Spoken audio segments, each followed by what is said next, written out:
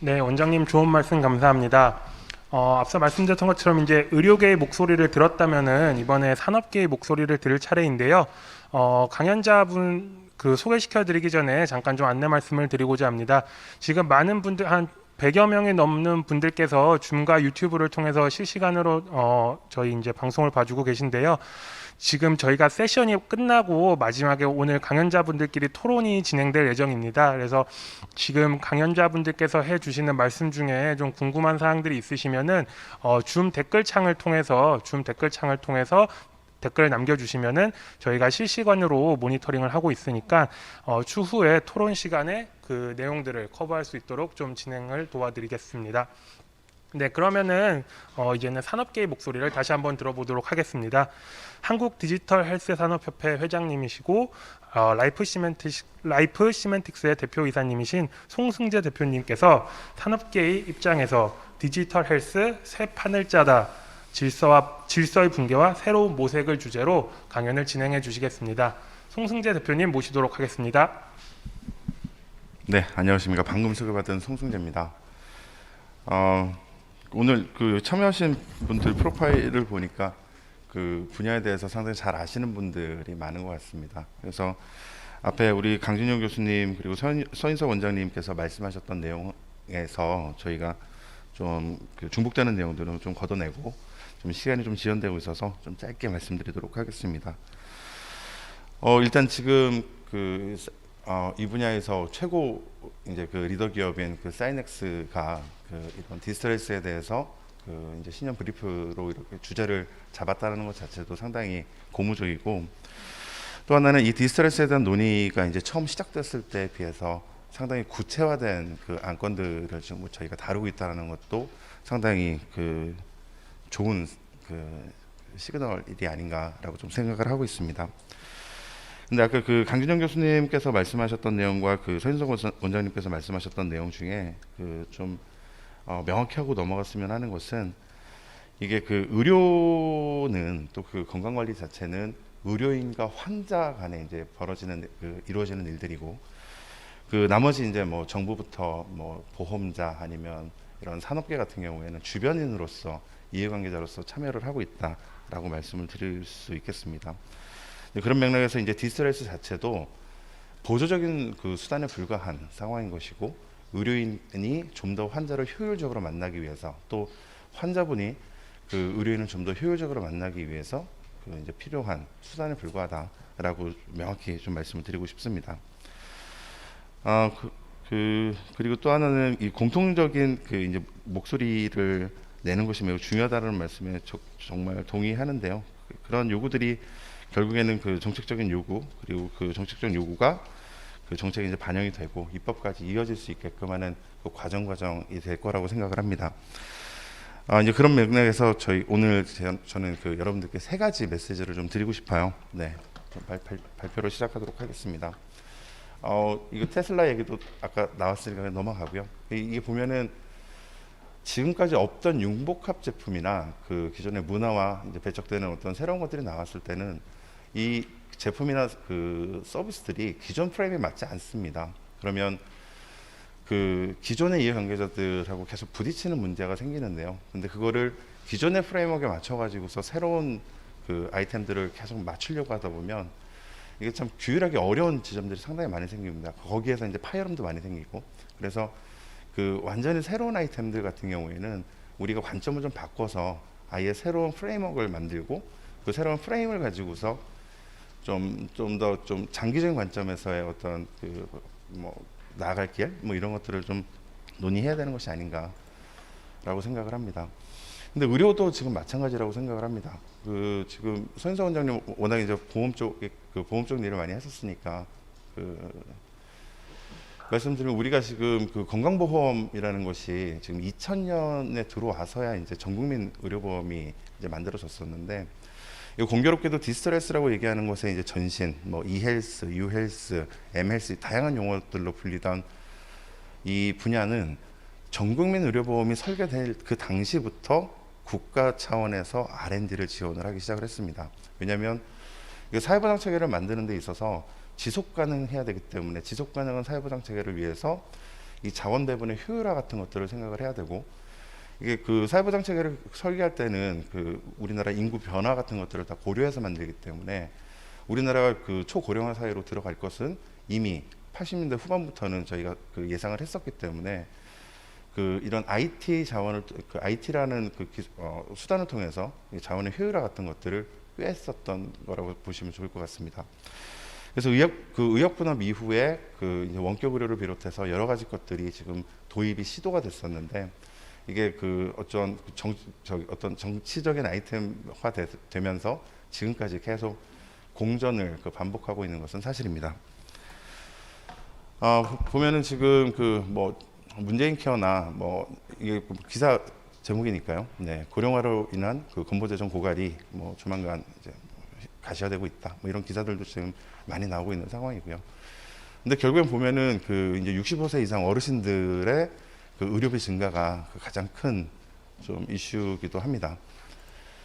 이게 지금 재정 현황 그 이제 표인데요. 이거는 그 한번 나중에 살펴보시면 좋을 것 같습니다. 그래서 지금 올해가 2021년이니까 내년이면은 이제 그 누적 적립금이 좀 많이 좀 적자로 전환할 거다. 뭐 이런 지금 전망이 있는 상황입니다.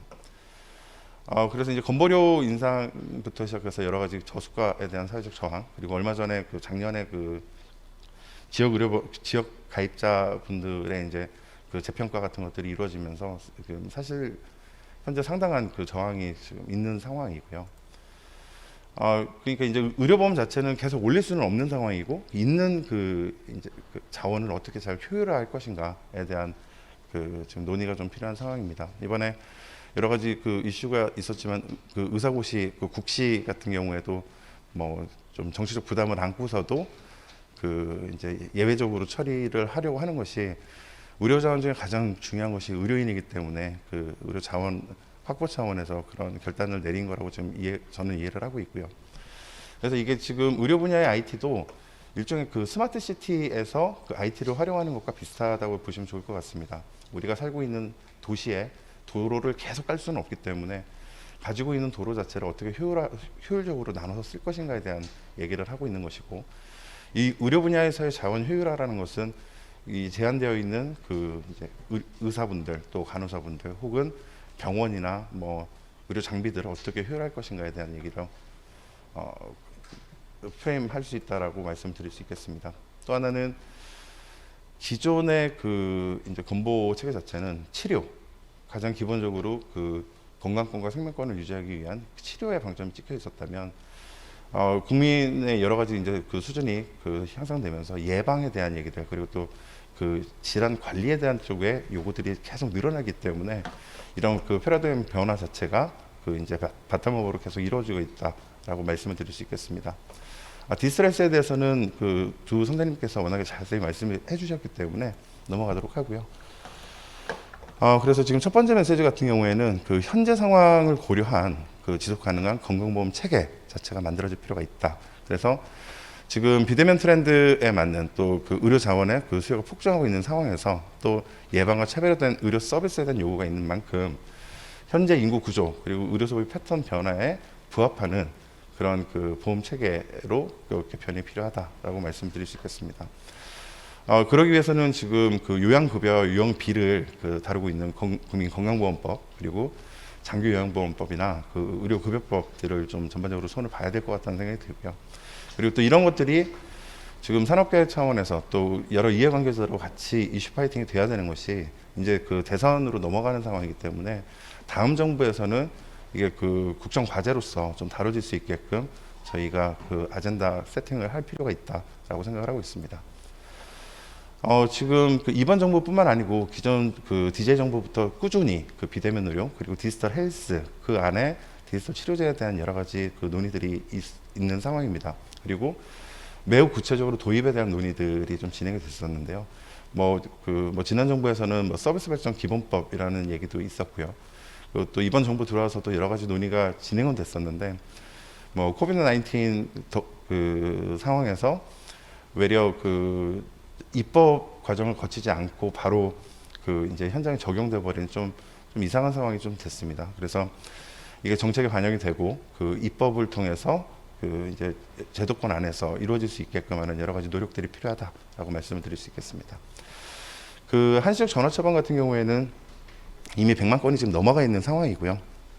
그래서 지금 뭐 각 부처에서 그 비대면 관련 법령 그리고 그 디지털 전환 관련 법령 등을 통해 가지고 원격 의료를 상당히 공식화하고 있는 그런 상황들입니다. 그리고 그 이제 비대면 의료 서비스에 대해서도 그 이해 관계자분들 그 간의 어떤 사회적 합의도 다양한 채널을 통해서 시도되고 있는 상황입니다. 그리고 이제 그 복지부 차원에서도 보면 그 뭐 AI 기반의 의료기기 그리고 디지털 치료제 관련 규제 그리고 건강보험 적용 모델 같은 것들이 좀 구체화되고 있습니다. 혁신 의료기기법부터 시작해서 그 AI 리스팅 앤 프라이싱에 대한 모델 가이드라인 같은 경우에도 2019년도에 지금 발표가 된 상황이고요. 그리고 그 새로 그 이제 신규 제정된 법령이 그 작년 6월 달부터 이게 좀 시행이 됐고 디지털 치료기기 관련한 규제도 식약처에서 선제적으로 움직여서 작년 8월과 10월 달에 각각 이제 시행이 되기 시작한 상황입니다. 그리고 또 디지털 치료기기 같은 경우에는 신의료기술 평가의 하나의 그 트랙인 혁신의료기술 평가 대상에 지금 포함이 되어 있는 상황이고요.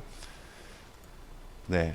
또 이런 과정 자체는 또 독일 같은 경우에 디스트레스 케어법이라고 하는 것이 발효가 됐고 또 그걸 그 근거로 디지털 건강 앱에 대한 처방 가이드라인 자체가 발표가 됐습니다. 그 우리나라에서도 지금 입법부 차원에서 이 법령들을 그 벤치마크해서 입법 준비가 좀 되고 있는 것으로 제가 알고 있습니다. 네, 두 번째 그 이슈입니다. 디스트레스 자체는 그 의료인이 사용할 수도 있지만 대체로는 환자분들이 사용하는 것으로 세팅되어 있습니다. 특히나 디지털 치료기기 같은 경우는 그런데요. 이게 수가화에 대한 논의가 항상 그 뭐 이슈인데 보면은 그 수가는 그 건강보험법상의 그 요양급여에 대한 얘기인데 요양급여는 대체로 의료인의 행위 그 수가를 규율하고 있기 때문에 지금 애초에 그 디스트레스에 대한 수가가 요양급여라는 체계 자체에 맞지 않는 그런 상황이 있습니다. 뭐 예를 들어서 재활 프로그램 같은 경우에는 그 요양급여 쪽으로 뭐 논의를 할 수 있지만 그렇지 않은 것들은 대체로 이제 요양비 쪽으로 좀 처리를 해야 되는 그런 문제들이 있습니다. 근데 지금까지는 이런 디스트레스에 대한 그 요양비 처리에 대한 요구도 없었고 또 그런 사례가 없었기 때문에 그런 체계 하나하나를 만들어 가야 되는 상황이고 근데 이게 안타까운 것은 임상적 효용성이나 그 유효성 그리고 안정성 그리고 안정성 같은 것들이 다 검증된 상태에서 이제 수가에 대한 논의가 시작이 되기 때문에 여기까지 와본 사업자들이 별로 없습니다. 그러니까 이런 요구들이 구체화되고 또 그 공통된 목소리로 아직까지는 나가지 않고 있는 상황인데요. 올해 들어서는 그 이제 좀 더 그 이제 임상 결과를 보는 회사들도 몇 개 생길 거라고 생각을 하고 그걸 통해서 좀 더 구체적인 그 요구들이 또 공통적인 요구들이 그 관계 그 부처로 그 전달될 수 있을 거라고 생각을 합니다. 그리고 세 번째가 그 첫 번째 아젠다하고 같이 이어져 있는 것인데요. 그 이 지속 가능한 사회보장 체계 확립을 위해서 또 신세 지원을 위한 그 보건의료 분야의 거버넌스 구성이 매우 필요하다라고 생각을 합니다. 그래서 지금 보면은 뭐 BH 쪽에서 하는 얘기와 그 중앙정부에서 하는 얘기들이 그 분명한 온도 차이가 좀 있고 또 부처와 밑에 그 실행 조직인 그 산하기관이나 공공기관들하고의 인식 차이도 분명히 좀 있습니다. 그래서 이런 것들을 좀 일어날 수 있는 그 거버넌스 구성이 되게 중요하고 그러기 위해서 좀 더 상위단에서의 정부조직법 개편 같은 것들도 저희가 좀 그 요구를 해야 되는 거 아닌가 그래서 그런 생각들을 좀 하고 있고요. 또 하나가 이게 그 해당 그 부처에서 소관부처에서 일관된 그 정책을 추진하기 위해서 이런 그 이제 산업계를 비롯해서 의료계에서도 좀 어떤 지지 내지는 질책할 수 있는 좀 체계를 좀 가지고 있어야 되겠다라는 생각도 하고 있습니다. 마무리 발언하겠습니다. 결국에는 지금 디지털에스가 이제 작동해야 할 때입니다. 이건 여러 가지 환경을 봐서. 근데 지금은 디지털에스를 자꾸 산업화의 관점에서만 바라보는 그 상황이 있는데요. 이게 산업화되기 위해서는 수요가 있어야 됩니다. 그리고 수요가 있기 위해서는 그 이제 현장에서 의료인과 환자가 그 이제 사용을 원해야 되는 상황이고요. 또 사용할 수 있는 그런 제도적 장치들이 있어야 되는 상황입니다. 그래서 저희가 그 말씀드렸던 세 가지 메시지들을 공통된 메시지로 계속 요구를 하고 그런 것들이 좀 관철될 수 있는 2021년이 됐으면 하는 바람입니다. 감사합니다.